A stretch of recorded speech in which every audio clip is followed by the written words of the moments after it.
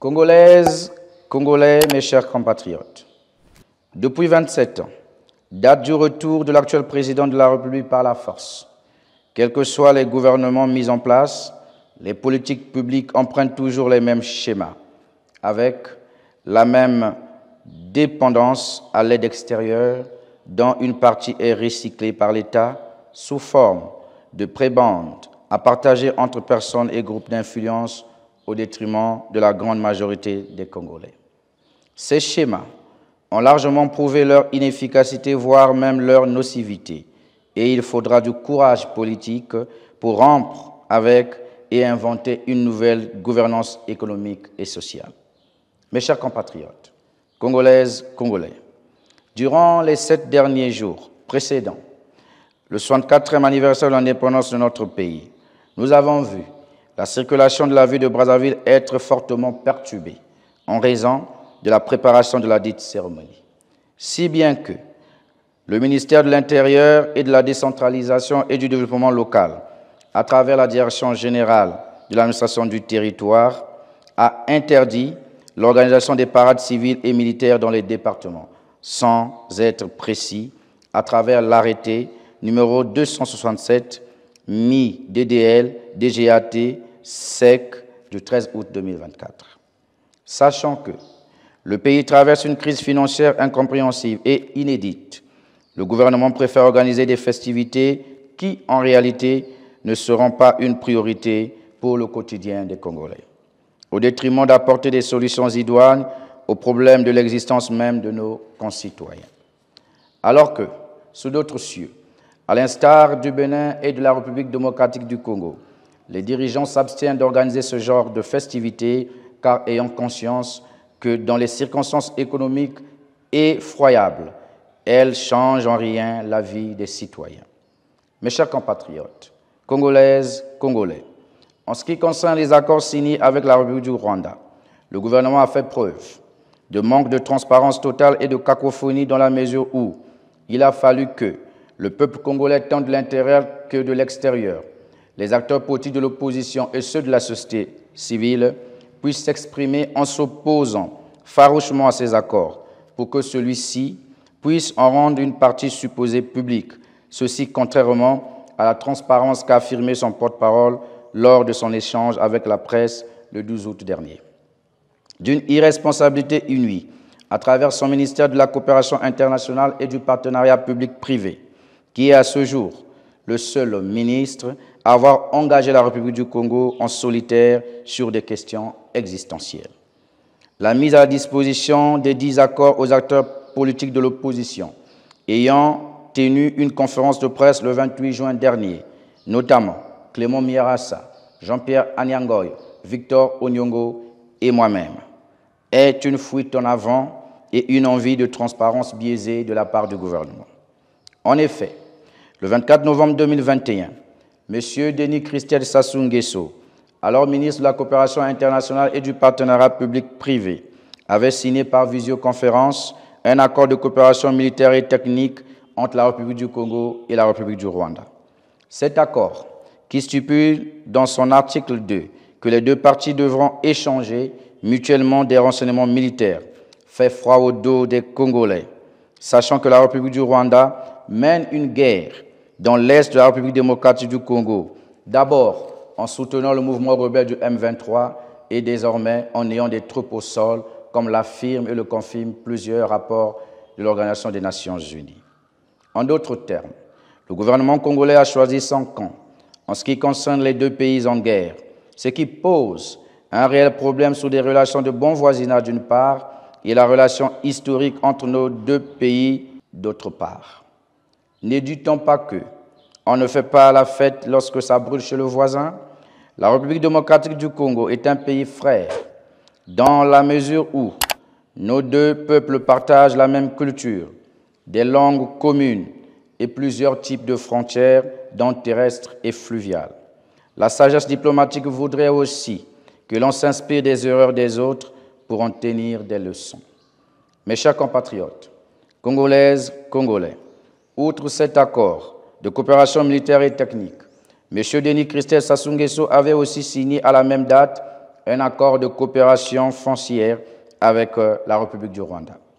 Comment peut-on comprendre qu'un pays qui a 342 000 km² de superficie et 10 millions de terres arables puisse signer un tel accord avec un pays qui n'a qu'une superficie de 26 338 km², ce qui est même inférieur à celle du département de la Cuvette-Ouest qui a 27 200 km². Autre bémol, c'est l'octroi de plusieurs autorisations provisoires d'occuper, sans enquête de vérification préalable des bénéficiaires des dites autorisations et qui n'ont pas donné satisfaction. D'où l'expiration le 8 décembre 2024 des dites autorisations provisoires d'occuper sans renouvellement, comme l'a affirmé le Premier ministre chef du gouvernement de la correspondance qui nous a adressée, mais aussi devant la représentation nationale. Autre sujet d'inquiétude, c'est la mise en concession du parc industriel de Maluku à la société rwandaise Crystal Venture Limited, bras financier du Parti patriotique rwandais, allié politique du Parti congolais du travail. En d'autres termes, la République du Congo devient la base arrière du financement de la guerre à l'est de la République démocratique du Congo. D'autant plus que la collaboration entre la société pétrolière Eni Congo et Crystal Venture Limited est l'autre fait qui n'approuve pas l'assentiment du peuple congolais, car toutes les informations en notre possession prouvent que la culture du riz sain est une culture dangereuse pour notre peuple. De la dangerosité de la culture du riz sain. D'après le Centre national français de pomologie, dans un article publié sur leur site internet le 1er septembre 2022, la toxicité du riz sain se base surtout sur ses graines, notamment qui sont hautement toxiques, car elles contiennent de la ricine et provoquent de graves intoxications, surtout chez l'enfant. Avec seulement 3 graines ingérées, l'enfant peut en mourir, et 8 pour un adulte. Mes chers compatriotes, Congolaises, Congolais, en ayant un regard pointu sur ce qui précède, il est plus qu'important de retenir que les Congolais, tant de l'intérieur que de l'extérieur, les parlementaires, les intellectuels et même les membres du gouvernement n'approuvent pas les accords signés entre la République du Congo et la République du Rwanda. D'où nous demandons purement et simplement l'annulation des 10 accords. Ainsi, nous voudrions donc réitérer au ministère rwandais des Affaires étrangères et l'ambassadeur rwandais établi en République du Congo que la République du Congo est un pays souverain, libre et qui dispose d'une loi fondamentale qui s'appelle la Constitution, dont les dispositions de l'article 1er, 5e et 219e prévoient, je cite, article 1er, la République du Congo est un État de droit, souverain, unitaire et indivisible, décentralisé, laïque et démocratique, dont la capitale est Brazzaville. Article 5. La souveraineté nationale appartient au peuple qui l'exerce au moyen du suffrage universel, par ses représentants élus ou par voie de référendum. Aucune fraction du peuple, aucun corps de l'État, ni aucun individu ne peut s'en approprier l'exercice. Article 219. Nulle cession, nul échange, nulle adjonction du territoire national n'est valable sans le consentement du peuple congolais appelé à se prononcer par voie de référendum.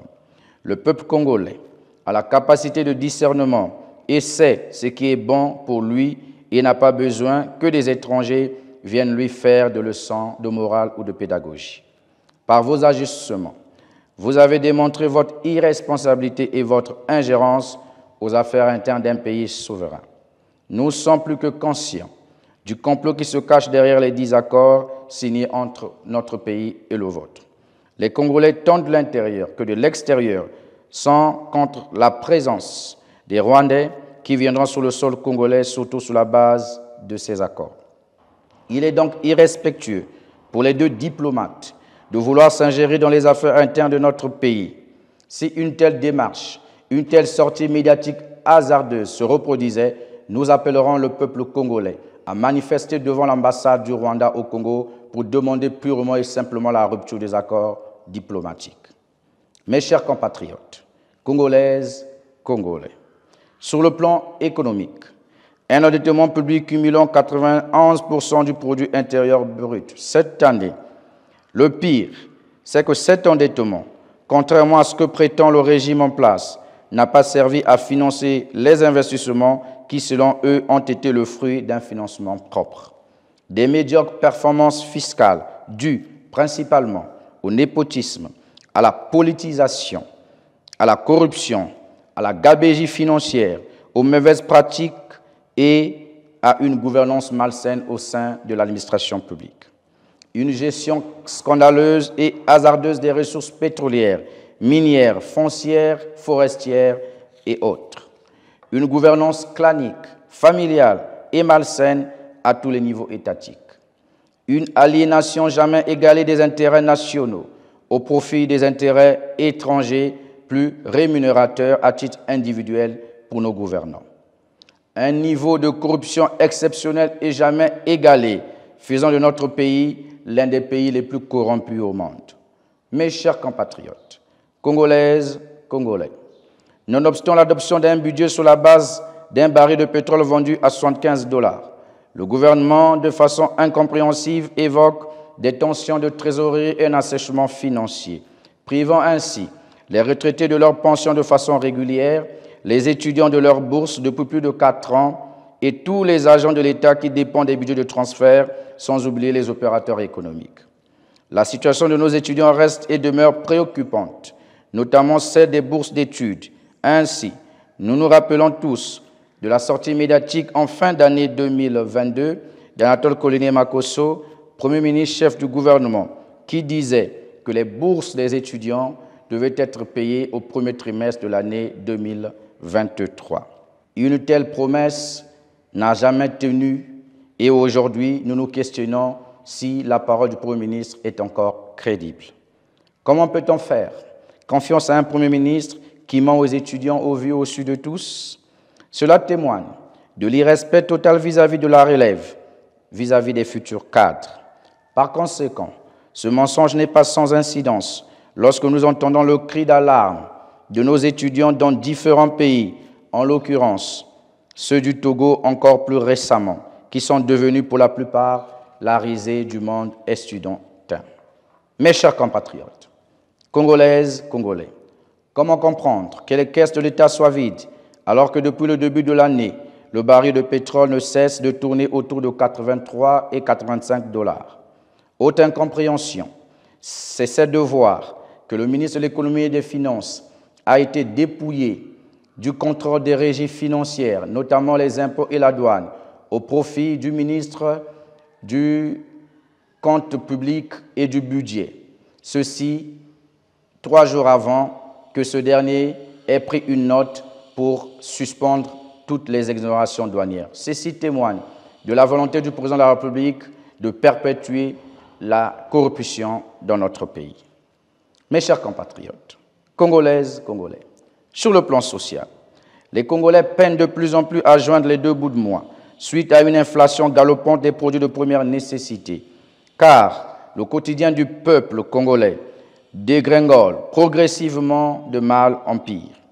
Pour ce qui est de la création de 100 000 emplois promis pour l'année 2024, décrétée par le président de la République comme année de la jeunesse, pourquoi le gouvernement, par l'autruchement de son porte-parole, lors de son échange avec la presse le 12 août dernier, a finalement avoué l'absence de statistiques sur leur échec de la création de 10 000 emplois dans la fonction publique et de 90 000 emplois dans le secteur privé. Et leur volonté de vouloir échelonner ce mensonge grand texte d'État pour un objectif de 2026. Alors que ce même porte-parole du gouvernement affirmait bien lors de son compte rendu du Conseil des ministres du 18 janvier 2024 que le gouvernement avait pris conscience de la précarité des jeunes et devrait, dans l'urgence, agir en faveur des jeunes, en créant 100 000 emplois pour les jeunes congolais, en congolisant les postes et en optimisant le FIGA, la CPE et le FONEA. Les responsables des détournements des deniers publics alloués au FIGA, par exemple, demeurent dans ce gouvernement et n'ont jamais fait l'objet d'une interpellation judiciaire.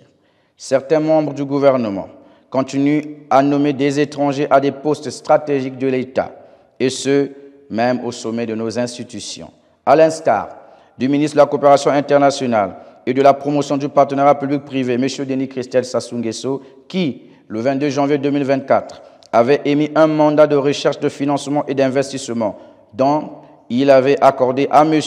Baradi Mahamadou, de nationalité française, et surtout à un de ses parents maternels, nouvelle preuve du népotisme et de la barbarie au sommet de l'État, au détriment des citoyens congolais, et ce, au vu et au su du Premier ministre chef du gouvernement. Mes chers compatriotes, Congolaises, Congolais, nous notons également que, même si ces emplois venaient à être créés, un problème majeur est celui du salaire minimum interprofessionnel garanti, qui est de 50 400 francs CFA par mois, d'après le décret numéro 1008-942 du 21 décembre 2008. Et ce, même si d'après le ministre de la fonction publique, la Commission nationale consultative du travail avait demandé l'augmentation de ce SMIC et qu'il existait dans notre pays une autre catégorie de salaire dit plancher dont le montant de base est fixé par des conventions collectives. Celui-ci, par exemple, est de 68 000 francs CFA par mois pour les sociétés minières. Quelle misère pour le peuple congolais qui doit tirer la langue par terre avec ce genre de salaire et ce genre de SMIC. Mes chers compatriotes, Congolaises, Congolais, à cela s'ajoute l'autosuffisance alimentaire promise depuis des années 2000, voire même avant, et les budgets colossaux attribués dans le domaine de l'agriculture qui témoignent l'incapacité du gouvernement à apporter des réponses justes et concrètes au peuple congolais. Lors des questions orales au gouvernement de ce mois d'août 2024, par exemple, est-ce normal pour un pays pétrolier disposant de plusieurs autres richesses de voir son peuple vivre dans une telle précarité?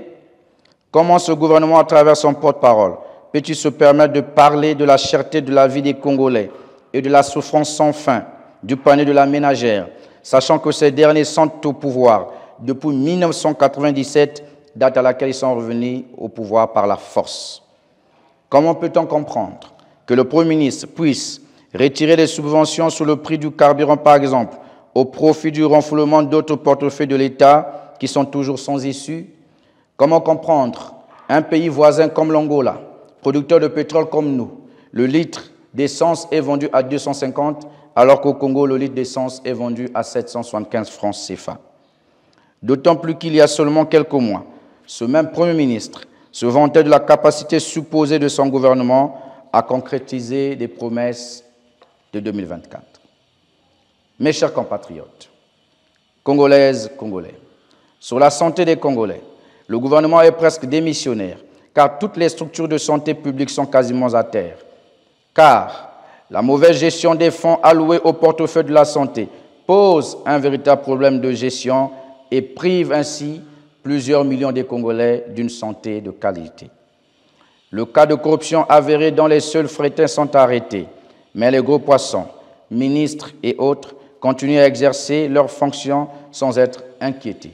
Pour illustration, le chef de l'hôpital général de Dolisie et ses complices sont actuellement à la maison d'arrêt de Brazzaville à la suite de la dénonciation d'un compatriote ayant occupé les fonctions de contrôleur budgétaire dans le dit établissement sanitaire. Chose curieuse, malgré cette dénonciation grave, ce dernier a perdu son travail contre toute attente. Est-ce qu'il faut rappeler le détournement de 160 milliards de francs CFA entre 2020 et 2022 par les cadres du ministère de la Santé? Alors que la Constitution du 25 octobre 2015, dans son article 36, dispose « L'État est garant de la santé publique. L'État a le droit de créer des établissements socio-sanitaires privés dans les conditions fixées par la loi. » Or, les 12 hôpitaux généraux promis aux Congolais depuis plusieurs années n'ont toujours pas été construits. Là encore, des fausses promesses de la part du pouvoir de Brazzaville. Mes chers compatriotes, Congolaises, Congolais, d'après la Banque mondiale, notre pays, la République du Congo, n'a que faiblement progressé dans les domaines de la santé et de l'éducation, sur l'indice du développement humain, qui est de 0,42. La mortalité infantile demeure élevée, avec un taux de 32 décès pour 1000 naissances vivantes. À la fin du cycle de l'enseignement primaire, seuls 37% des enfants atteignent le niveau de compétences requis en mathématiques et 48% en français. L'accès à l'électricité et à l'eau potable pose réellement des problèmes dans notre pays. En milieu urbain, l'accès à l'électricité est de moins de 50%. Quant au milieu rural, cet accès est de 10%. Les coupures intempestives d'électricité rendent la vie difficile aux paisibles citoyens. Les petits opérateurs économiques sont incapables de faire fonctionner leurs activités. Ce qui nous emmène à constater, là encore, un échec cuisant du gouvernement avec une baisse considérable du taux de réussite aux examens d'État. Car la dynamique de l'exclusion sociale et les facteurs de fragilité en République du Congo sont multidimensionnels et ce qui cause une véritable pauvreté et des inégalités sociales. Mes chers compatriotes, Congolaises, Congolais, dans le domaine des transports publics, le bilan est catastrophique, car les Congolais sont en situation chaotique, dans la mesure où le chemin de fer Congo-Océan est quasiment inexistant, les véhicules de transport public sont moindres. Les routes sont dans un état de délabrement avancé. En témoignent les routes de la ville de Pointe-Noire, pourtant ville pétrolière. Mes chers compatriotes, Congolaises, Congolais, sachez que tout ceci n'est qu'une fuite en avant vers des appétits de l'élection présidentielle de 2026, sachant que les promesses d'avant-hier, d'hier, d'aujourd'hui et de demain ne seront jamais tenues par ce régime du Parti congolais du travail, qui ne brille que par des scandales d'État, des détournements des deniers publics, l'anarchie primitive, et ce, quels que soient les différents gouvernements. Si d'aventure, le gouvernement venait encore augmenter le prix du carburant, avec des raisons presque farfelues, nous appellerons le peuple congolais à prendre ses responsabilités, car ça serait une humiliation de trop à infliger au peuple congolais. Mes chers compatriotes, Congolaises, Congolais, sur le plan politique, il est triste de constater qu'à moins de 20 mois de la tenue de la prochaine élection présidentielle, le gouvernement ne prend aucune initiative tendant vers l'amélioration de la gouvernance électorale. D'ailleurs, l'initiative prise par le gouvernement de la refonte de la loi électorale n'a obéi à aucune logique et c'est de façon cavalière que le pouvoir veut imposer cette nouvelle loi. Si bien que, sous d'autres cieux, le calendrier électoral est souvent publié 3 ans avant la tenue des élections afin de garantir une certaine transparence et une crédibilité du scrutin. Or, en République du Congo, l'organe en charge de l'organisation des élections et le ministère en charge des élections essaient de gagner le temps afin de bricoler le processus électoral. Par conséquent, il est donc impératif que notre pays, notre beau pays, puisse expérimenter la biométrie lors de la prochaine élection présidentielle de 2026, ce qui constituera un mécanisme d'évitement de la tricherie et du bourrage des urnes dans notre pays qui a toujours connu de telles mascarades depuis les élections de 2002. Nous demandons donc au ministre des Affaires étrangères de travailler en étroite collaboration avec son collègue du ministère de l'Intérieur afin d'instaurer et de tenir compte du vote des Congolais de l'étranger lors des prochaines élections. Ainsi, le gouvernement, à travers ces 2 ministères cités ci-compte, doit prendre des dispositions afin que cet impératif soit désormais une réalité pour ne plus priver nos compatriotes de la diaspora de leur droit de vote. D'autant plus qu'il est important que le gouvernement puisse désormais respecter les conclusions de toutes les consultations politiques tenues dans notre pays, en l'occurrence celle sur la question du plafonnement des dépenses de campagne électorale.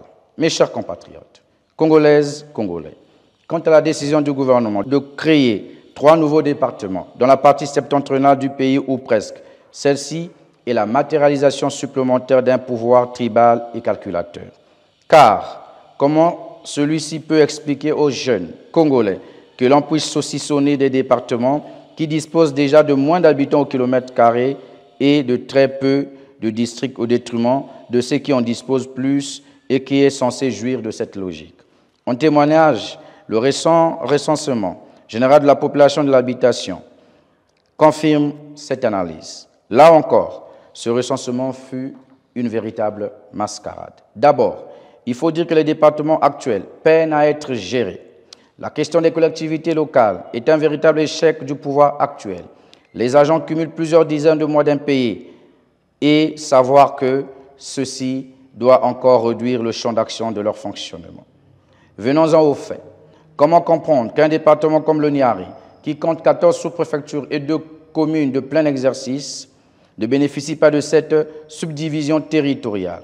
On se retrouve désormais avec des départements à 5 districts. C'est l'expression d'un manque criard de patriotisme et d'une volonté politique nocive des dirigeants actuels vis-à-vis de notre pays. Mes chers compatriotes, Congolaises, Congolais, depuis un moment, plusieurs révélations graves sont faites par un frère africain qui s'appelle Laurent Sokoto, qui, dans des différentes vidéos devenues virales sur les réseaux sociaux, ce dernier parle d'un possible complot par le passé, mais aussi qui a des répercussions sur le futur, dont serait victime le président de la République par son fils actuel, ministre de la Coopération internationale et du partenariat public-privé. Ces révélations d'une nature troublante méritent une attention particulière des autorités sécuritaires et judiciaires. D'ailleurs, nous sommes surpris du silence inquiétant de nos autorités. L'on se rappelle très bien que le général Jean-Marie Michel Mokoko a été condamné à 20 ans de prison à la suite d'une vidéo de la même nature. Cette jurisprudence tire encore plus sa légitimité lorsque l'on sait que l'article 15 de la Constitution du 25 octobre 2015 parle de la légalité des citoyens devant la loi. Sur le plan de la sécurité publique, nonobstant les efforts fournis récemment par le gouvernement à travers l'opération Coup de poing, l'insécurité persiste dans les grandes villes et les localités intermédiaires de la République du Congo, ce qui rend la vie des Congolais impossible dans leur pays. En témoigne l'assassinat d'un jeune étudiant juriste à l'université Marien-Ngouabi par les Koulouna le 12 août dernier. Le cas de la disparition d'une jeune fille congolaise âgée de 26 ans dans la ville de Ouesso, le 12 avril 2024, à la suite d'un kidnapping par un sujet étranger, en est la preuve supplémentaire, car le meurtrier avait été arrêté au Cameroun, non par les forces de police de la République du Congo, mais plutôt celles de la République du Cameroun, ce qui confirme la porosité des frontières nationales. Et malheureusement, certains délinquants et meurtriers, arrêtés et détenus par les forces publiques, sont souvent relâchés au lendemain de leur arrestation, moyennant quelques arrangements, ce qui constitue une preuve supplémentaire de l'absence quasi volontaire observée du gouvernement vis-à-vis des devoirs régaliens en matière de sécurité publique. Par ricochet, le 17 juillet 2024, le nouveau directeur général de la police nationale, le général de police de première classe, M. André Fils Obami Itou, avait ordonné aux commandants territoriaux des forces de police, à travers une note d'instruction, la levée de toutes les barrières et checkpoints installés sur les artères principales des villes. Cette instruction trouve de la résistance dans certains coins de la République. Nous interpellons aussi le commandant de la gendarmerie nationale de faire autant, car les gendarmes congolais ont une réputation douteuse et mettent à mal les usagers de la route par des contrôles à répétition, toujours à la recherche d'une moindre faille afin de racketter la population. Celle-ci, d'une part, entrave la libre circulation des personnes et des biens, pourtant garantie dans la Constitution du 25 octobre 2015, dans la disposition de son article 22, je cite, « Tout citoyen a le droit de circuler librement sur l'ensemble du territoire national et sont souvent source de tracasseries et de récriminations régulières de la part des populations d'autre part. » Ainsi, nous saluons cette instruction du directeur général de la police nationale, tout en invitant les forces de police au respect strict de celle-ci et de la loi fondamentale. Nous invitons le ministère de l'Intérieur, de la décentralisation et du développement local à renforcer sa vigilance aux frontières dans le respect de la loi. Et nous lui proposons de mettre en place une ligne téléphonique ouverte au public congolais afin de faciliter la dénonciation des agents des forces de police qui constitueraient avec des mauvaises pratiques d'un autre siècle et qui sont interdites sur le sol congolais. Nous invitons également le peuple congolais à rester vigilant et prudent. Mes chers compatriotes, Congolaises, Congolais, c'est dans l'unité, le travail et avec un esprit patriotique que j'encourage et je félicite le travail abattu par les acteurs de l'opposition politique et ceux de la société civile qui, depuis un moment, sont sortis de leur léthargie avec des initiatives louables au profit du peuple congolais.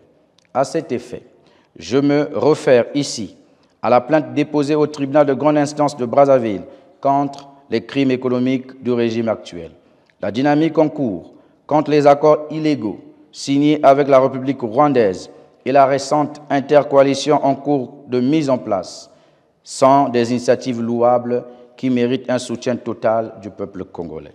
C'est pourquoi le mouvement républicain, dont j'ai la charge de diriger, reste disponible pour toute sollicitude allant dans le sens de mettre à nu toutes les manœuvres en défaveur du peuple congolais et qui ont tendance à priver ce dernier du strict minimum. Mes chers compatriotes, Congolaises, Congolais, la situation est gravissime, mais elle n'est pas fatale. Elle illustre simplement les symptômes de causes rationnelles connues qui nécessitent une approche systématique. Oui, c'est le système actuel lui-même, dans ses différentes composantes, qui est compromis et dirigé contre l'intérêt national, puisque, fondé sur les contre-valeurs qui ont pour nom l'incompétence, le népotisme, le tribalisme, le repli identitaire, le favoritisme, la démagogie politicienne, la gabegie financière, il est donc plus que nécessaire que le peuple congolais en général et la jeunesse en particulier sortent de son mutisme et de son inaction afin d'agir pour la République, pour les intérêts nationaux, pour notre survie et notre existence, afin que dans les semaines à venir, qu'il y ait un véritable vent de changement capable de mettre hors d'état de nuire les ennemis de notre pays, ceux-là qui sont capables de vendre père et mère pour la confiscation du pouvoir coûte que coûte. Enfin, pour des raisons d'apaisement et de décrispation du climat politique, nous réitérons notre demande du 19 novembre 2022, où nous avons lancé une campagne nationale en faveur de la libération des prisonniers politiques, ce qui nous a même valu une privation de liberté durant pratiquement une semaine dans les geôles de la centrale d'intelligence et de la documentation à Pointe-Noire et à Brazzaville. Nous faisons un énième appel au président de la République, en cette période critique de notre existence, de prendre toutes les mesures en faveur de la libération des prisonniers politiques, dont le général Jean-Marie Michel Mokoko et André Okombri Salissa. Vive la République du Congo libre et prospère, vive le sursaut patriotique, vive la République du Congo unitaire, non à la cession des terres aux Rwandais, non à la vente des terres aux Rwandais, non aux accords avec le Rwanda, oui à l'annulation pure et simple de tous les accords signés avec le Rwanda. Je vous remercie.